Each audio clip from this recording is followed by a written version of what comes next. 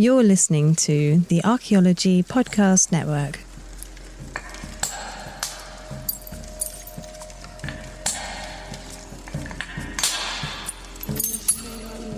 Welcome to the Ethnocynology podcast. My name is David Ian Howe. I'm an anthropologist and an archaeologist.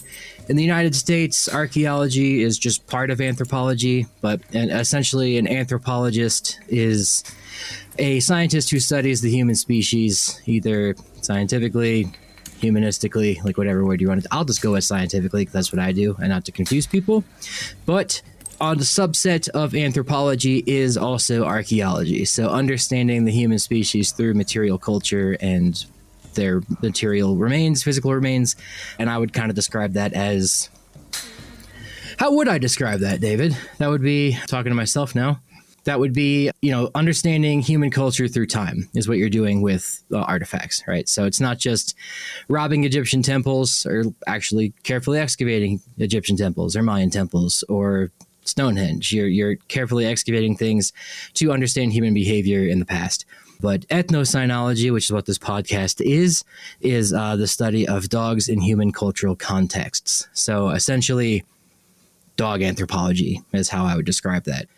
Oh, by the way, for those listening, I am on Instagram Live here, so people can shoot me questions if they have it, if I remember to look at it, because it's here. Ethnocynology is the study of dogs in human cultural context. So essentially, dog anthropology. And when you study dogs anthropologically in this sense, like you will find that dogs are pretty intertwined with human history. For at least all of written history, dogs have been around, and even a lot of prehistory, dogs have been around, so into the Mesolithic, certainly the Neolithic and modern day. But in the Paleolithic, dogs have been around genetically for 20,000 years, but I have no doubt it's way longer than that, just as long as humans and wolves have been interacting. So in this first episode, I kind of just wanted to talk about how I got into this, because I've been on Meat Eater. I did a thing with PBS. I did a thing with TED. I did a thing with, not to like sit here and brag, but it's just like kind of overwhelming of like how many times I've discussed this and never just directly discussed it with my own audience. So how I got into this would be essentially, I just always liked dogs. There's that. That's the first option. Do I have the questions done here yet? Oh, someone said Daniel. Wow. Somebody knows that I also did one with Daniel Vitalis. He was on Wild Fed, is his podcast too. So I get asked to be on a lot of hunting podcasts and a lot of foraging and a lot of outdoor podcasts because it kind of goes hand in hand. And that's another thing that I really like is being outside. I'm wearing like an outdoor handmade vest right now, if you're watching the video. But yeah, being outside is a huge thing that led me to archaeology. Part of archaeology is like being outside a lot, like you got to be intense. It's sweaty. You're in the sun. I refuse to do archaeology in the South ever again because you're just essentially digging through the jungle in Georgia and like parts of Tennessee. My field school was in Tennessee. So in the middle of July and August, and it was really hot. I'm digressing from the thing, but I like it out here out west because you can see things basically on the ground as they were left 10,000 years ago. You don't have to dig too many holes. And when you do find stuff, that's when you dig holes. And that will be future episodes. We can get into the nitty gritty of digging through knit and grit. That was bad. But why I got into ethnocynology was there's just so many ways to get to this answer. I got to archaeology. I started with history. I went to school for history at first, and I was like, wow, I love reading 6 books a week for history about Reconstruction in the United States. Like that, I love this so much. And then I took an anthropology class, and it was about primates, and it was about stone tools, and it was about human evolution and culture. And I was like, oh shit, this is what I like. This is definitely it. So I took that because what I was really interested in, and this is a new lecture I'm working on, is like the Colombian Exchange. So pre-1492 and post-1492. And I've argued this on my stories. I've tweeted this before. Like BC and AD is just dumb to me. Like it's old. Like even when we go, it's CE and BCE now, like Common Era before Common. It still revolves around Jesus. I think a more significant time period, like a time shift in our human history, is 1492, when not because Columbus discovered America, but just because of the just explosion of human trade, human behavior changes, constant, like the whole Western hemisphere then gets thrust out of the Stone Age into whatever, you want to call it, the Steel Age of Exploration. I guess technically when the Spanish first got to the Americas, it was late medieval, but we don't have to get bogged down into time periods because that's what old archaeologists do. New archaeologists worry more about rocks and science. But I was really interested in that, and I understood, like, I was really into the culture clash, right, of the Spanish meeting with the ancient Mexica, or the classical Mexica, the Aztecs and the Maya, Jamestown, like how the British interacted with the natives that were here. Why is South America like very mixed with like what would I guess be called mestizo, or like, mestizaje, like the mixed race stuff, whereas like in North America it's just like everyone's white. Like the natives were all like gone because the British colonized later, the Spanish colonized earlier. That's a whole thing. You can get into that. But a lot of, young men, second sons came over to the U.S. and like business people came to the Americas to start, their businesses, right? Because like colonizing was a business at first. You're just like coming here to get land. You're not coming here to look for gold. They definitely weren't coming here to look for God, and glory, I guess, could be part of it. But really what they wanted was land and business. So that all happened. And then like 100, 200 years later is when the U.S. really started like picking up, or what is now the U.S. And that's like, I'm getting into the weeds of this, but I want to talk about dogs. But one thing I've pointed out on many podcasts is that when the Spanish got to the Americas and the French explored like the interior of the Americas, or North America at least, and the British, was they noted that natives had dogs. Lots of information on it. Buffalo Bird Woman was a lot later in time, but she was one of the reasons we know about dog travois, and like how dogs were like raised by mostly women and young children, how the harnesses were tied to them, how they were used to pull things. Like we have stuff from that. Before this, again, 1492, there's a whole thing with, did horses exist in the Americas before the arrival of Europeans? There's like oral evidence that there was, but there's not anything for physical evidence. So I go with the archaeological. There was none. So that way, when the horse got here, a lot of cultures shifted from like the horse time to the dog time, or vice versa. Sorry, the dog time to the horse time. That's significant. Dogs were the only really huge beasts of burden here in comparison to a turkey. Llamas in South America were high up in the Andes. Didn't really help people in Virginia, but dogs did. So that's a unifying thing between the old world and the new world. And I know those are kind of complicated words to use now, but I guess I'm just trying to say the Western and the Eastern hemispheres was 1492 was that big change. And like a unifying factor between humans on both sides of the planet was that they had domestic dogs. And Cook noted that, Spanish journals noted that, the French noted that. And one thing that came out, I believe it was 2020, study by Dr. Angela Perry about the genetic. And this all ties into why I'm interested in this stuff. Essentially, when all the Europeans brought their dogs over here, and I'm not trying to be like Europeans are bad. I'm just saying like this is just a fact of what happened, that there's just no more indigenous dog DNA. Like there's some, but there's just not a substantial amount. The overwhelming majority of dogs in Mexico, Brazil, Peru, Argentina, Florida, Montana, it's all European dog DNA. Even the Chihuahua and the Xolo, or the Xolo, however you want to say it, that's like been bred, but with European dogs. They're like, just intermixing because dogs do dog stuff in a certain style and reproduce. Wink. And that happened a lot, and you can't really control it. So like the European dogs kind of overwhelmingly took over the indigenous dog DNA, which is essentially what happened to Neanderthals. It's not like we went through and like bludgeoned every last Neanderthal or bludgeoned every last Chihuahua sound effect. There's just that the dogs had a lot of sex with the native Chihuahuas, and we had a lot of sex with Neanderthals, and that's why they're gone. But they're still like part of us. So anyway, that study kind of talked about how like you would think the Carolina dog, or like the American dingo, the Chihuahua, and like the Greenland dog would have a lot more indigenous DNA, but it's like a pretty tainted with European DNA. So dogs are a pretty interesting way to look at that.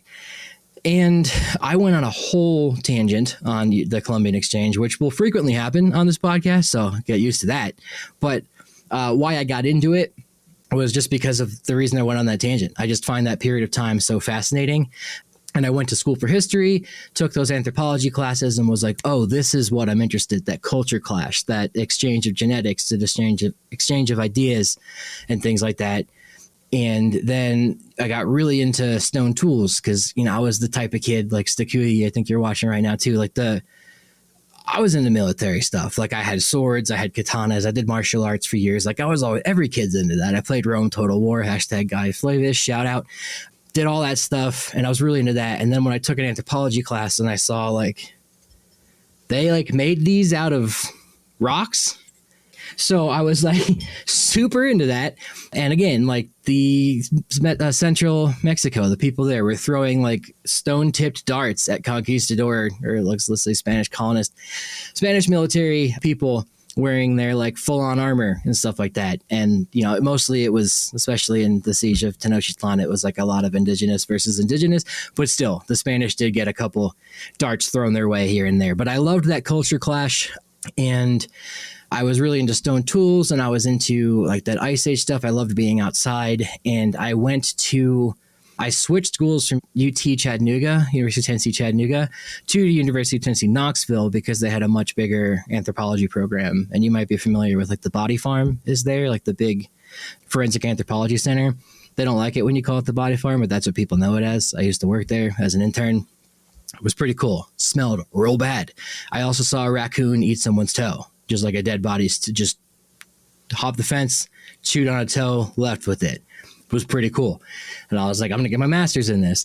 So then I went to my master's program in Wyoming for hunter-gatherer archaeology and behavioral ecology. And that is studying humans are zoological entities, right? We're in kingdom Animalia, Chordata, we have spines. We're in Mammalia because we have breasts that breastfeed, which Mammalia, mamma, we're mammals. We feed our young, and then in that we are in the order primates, which means we have grasping hands and are very social. We're different than rodents. We're different than carnivorans like cats and dogs. So that's where we all split, is into carnivorans or cats, dogs, seals. Primates are humans, lemurs, monkeys, apes, tarsiers, all that. And then rodents are their own thing. And I would say I guess we're all kind of closely related in that sense. But humans are a zoological species. And what I learned in graduate school, which is people think of archaeology as oh, you're just grave robbing in Egypt, or you're digging a hole, or excavating some bricks of a Roman mosaic. But actually what I do is and I try to frame this as much as I can when I'm on these podcasts, is I study humans zoologically. We're zoological entities. Humans behave zoologically on a landscape, whether you want to believe that or not. People need to have food. They need to get food. They need to eat food to sustain their bodies and create energy, and they want to reproduce. That's just 100% human nature. And if you have a child, you're living proof of that. If you are a child, you're living proof of that. And if you just ate something today, you're also living proof of that. If you ate a child, that's on you. But I was really into not that. We're going to segue that I made that. Let me look at the chat. Can bonobos produce milk? Like bonobos? Yes, I would say so. I don't know what a bonobo is. Continuing on, we're zoological beings, so you can see on a landscape how humans occupy space in winter versus summer, like when food is more abundant versus when it's scarce. And you can see, especially in winter, humans through stone tools, you can see are making a lot more hide scrapers, which are you think of classic stone tools like this that I'm holding in my hand here, like a point, but actually they had to make stuff that were more like knives to scrape, hide off of hides, or scrape let's call it the red goo, like the ligaments and the guts off of hides, just to put this into layman's terms. And you see a lot of that. So okay, in the winter, they're really making clothing, and you can't see the clothing. The clothing's gone. It's rotted away. It's lost to time. It's gone. Don't know their genders, don't know their language, don't know what clothes they wore. We don't know what they dreamed about, or you can tell if they were left-handed and right-handed, kind of, because you can see how you can test. That's more cool shit about archaeology. You can get a bunch of right-handed people to flint knap and a bunch of left-handed people to flint knap, and you can measure the finite differences of what's going on, like in the debitage, which is the discarded material that you're breaking off from the rock. you can study that and see like, okay, there's more pressure on this side, so they're probably a righty. And then you can apply that to the past and be like, this person looked like he was left-handed based on this study. But one, is that worth it? Like, is that worth 8 years of your life to research that? If it is, hell yeah, do it, archaeologist. If it's not worth your time, I would agree. I don't really care if they're left or right-handed, but I can't tell their gender. You can tell their sex. You can do that with the same thing. And I say you can tell. Again, it's like back then, 10,000 years ago, 30,000 years ago, were we identical to we are now physiologically? Probably not. A little bit. There's subtle differences. A lot of it could be cultural. Don't know. That's where it gets into the weeds. But this podcast is about dogs, and we're going to continue on to that. Why I got into dogs. Let's backtrack. So I went to, where were we? School. I went to school for hunter-gatherer stuff. Right. And then I took, well, there's 3 stories I always tell, and I'll start with the first one. While I was in school for anthropology, learning this stuff, my parents took me to Disney like one Christmas or winter break, I should say, while I was in college. Just me, my mom, and my dad. My brother didn't come. And I went on that ride at Epcot. I forget what it is, the big golf ball. And like it takes you through, like you're on a little roller coaster, and it takes you through like a history of time. And the like first scene in that was like, it was kind of like really blurry, and there was snow, and there was like, you could see a mammoth silhouette and people like hunting a mammoth. And it was like, humans survived the ice age. And then like the ride starts and you're going into like the Neolithic, and it ends with the internet. And it was like that Jurassic Park moment where I was like, whoa, stop the ride. Like, let's talk about that. And that's one story that was like, okay, I really am fascinated in that time period. Like the rest of it can fuck off. And also another thing too was I watched a documentary, I guess it was more of a series called Mankind, History of All of Us, Mankind. It was narrated by Josh Brolin, and it like went through, was one of the best history documentaries I've ever seen. And it's like some of the best stuff they've ever put out. A lot of History Channel stuff is it's a dog podcast. We'll call it Dog Shit. But this one was really good. And they also made the United States History of All of Us, or History of Us, or something like that. That was also really good. If you're not American, that's a really good way of learning American history. But there's the first episode. It's like, okay, you're in Africa. Like humans, here's the universe is born. Okay, universe is created. Then there's humans. Humans are this primate. They sweat so they can perspire, like, because we don't pant, right? We run. We're naked. We don't have hair. Yada, all that. How they hunt, make stone tools, which wasn't even talked about. They just said like, oh, they make tools. Pretty significant thing to skip over. But again, great show. And then they're throwing a spear. It's like 3 brothers in Africa, like let's say like 1 million years ago, maybe, or probably 500,000 years ago, because they were like human. They didn't get random Homo erectus extras.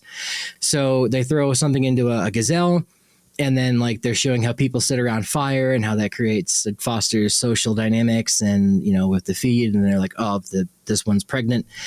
And then the next scene is like, it turns into like a white guy in France going like blowing a whistle with his fingers, and a wolf just like shows up. Actually, it's not the next scene. I think the scene before that was still the Ice Age, but talking about how it's a harsh environment.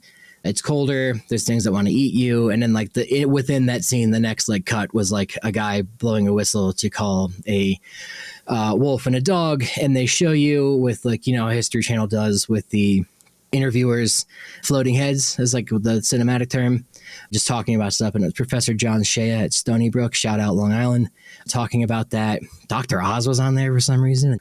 And then I don't remember the third story as to why I got on the dogs. Right. There is a third, but let me finish the second one.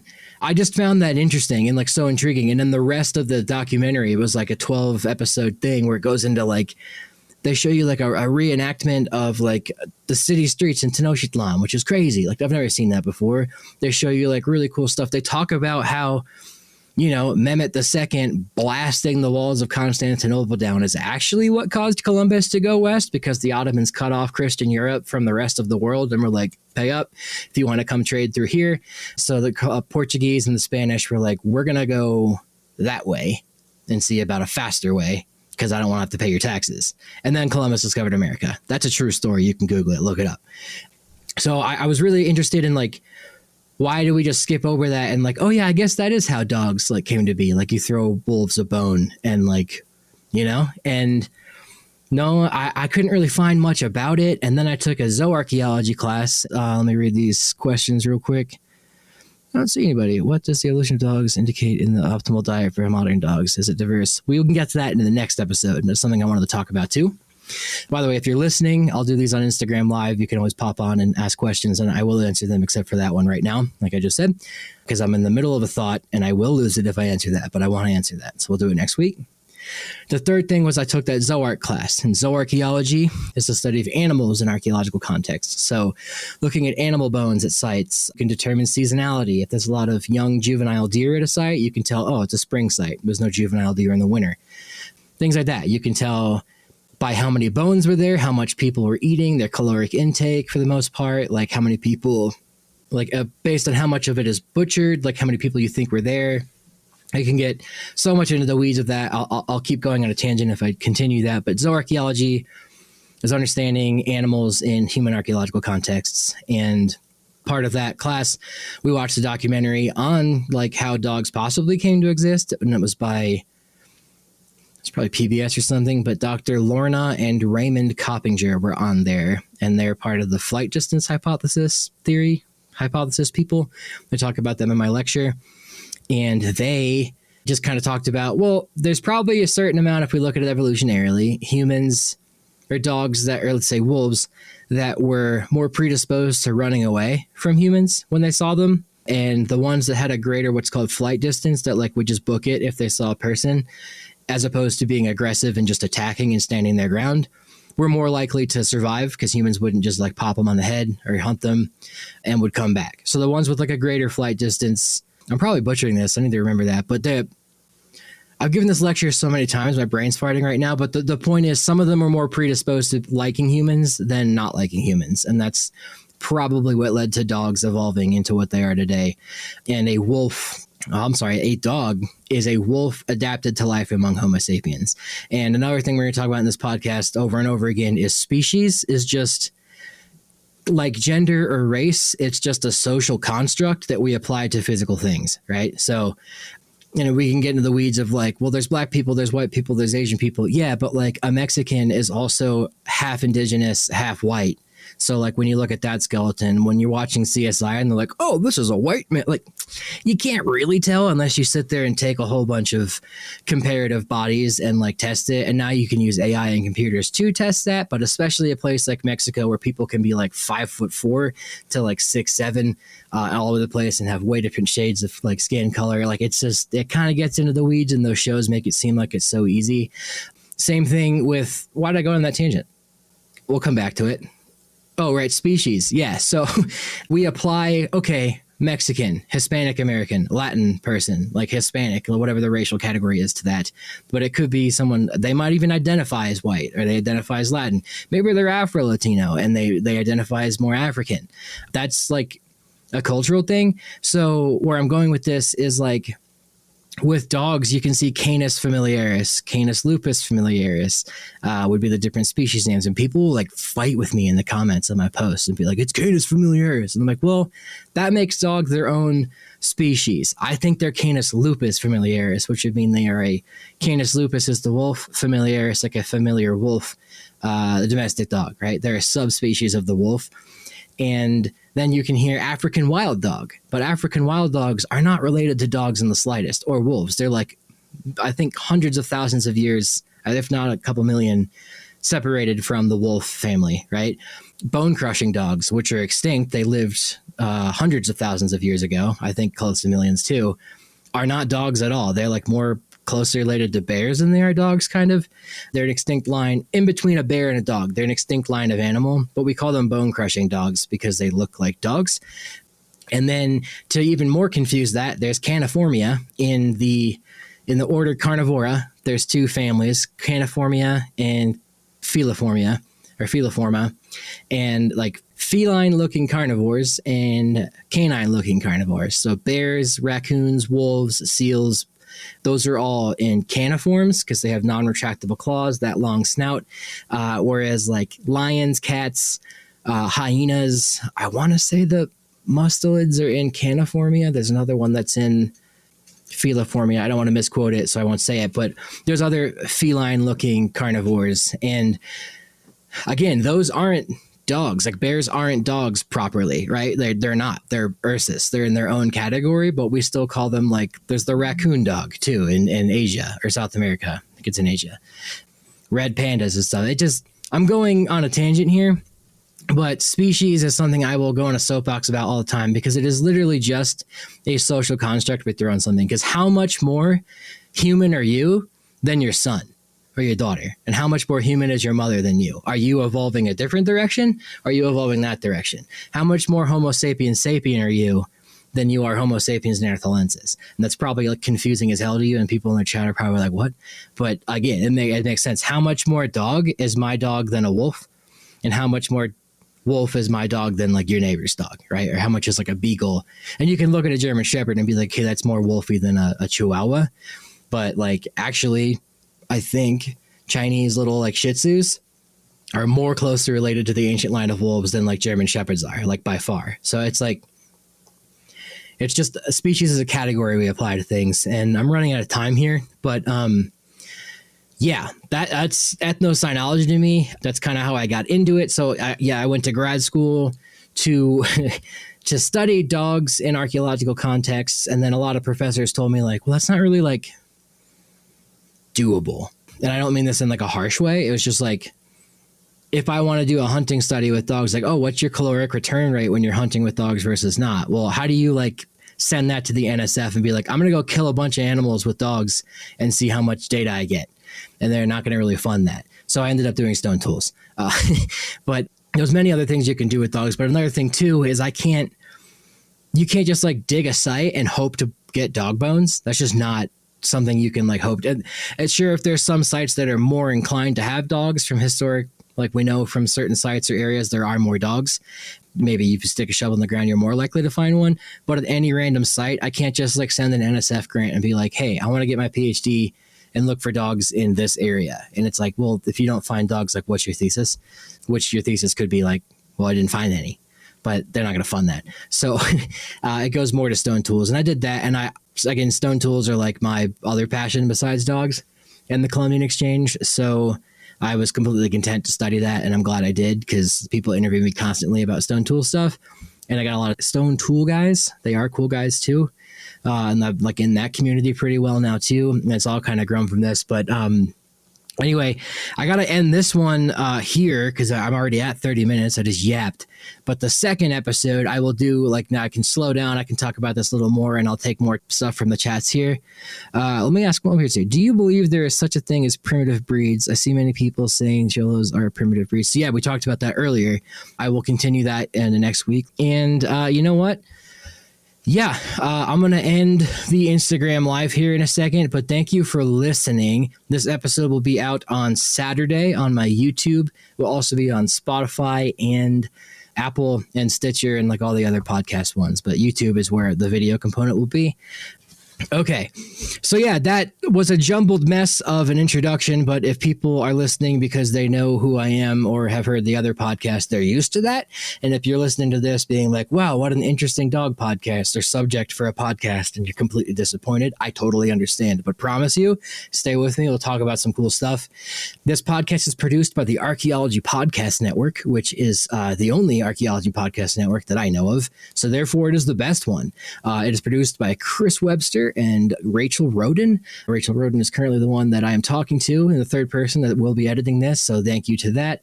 Chris, thank you for having me on the network again. Tristan Boyle also started the podcast network as well. There's tons of episodes on the back catalog and on the current catalog of episodes you can choose from. If you know my friend Carlton Shield Chief Gover, Dr. Carlton Shield Chief Gover now, who was on A Life in Ruins with me. He is on his own podcast again called Plains Archaeology, or Great Plains Podcast, something like that. I listened to the first one. Anyway, please rate and review the podcast. I appreciate that on Apple or iTunes, wherever you do that. If you're watching on YouTube, please leave a comment, like, and subscribe. And if you're subscribed to me, please subscribe to the Archaeology Podcast Network. And there are, again, tons of shows you can watch there. I'm wearing my hoodie here, which is Ethnocynology merch. You can get that on davidianhowe.com/store. I also have prints on there of the artwork that Ettore and I work together on. And yeah, we're going to end it there. Thank you for episode 1. Episode 2, we'll continue this topic. All right, we'll see ya. This episode was produced by Chris Webster from his RV traveling the United States, Tristan Boyle in Scotland, DigTech LLC, Cultural Media, and the Archaeology Podcast Network, and was edited by Rachel Roden. This has been a presentation of the Archaeology Podcast Network. Visit us on the web for show notes and other podcasts at www.archpodnet.com. Contact us at chris@archaeologypodcastnetwork.com.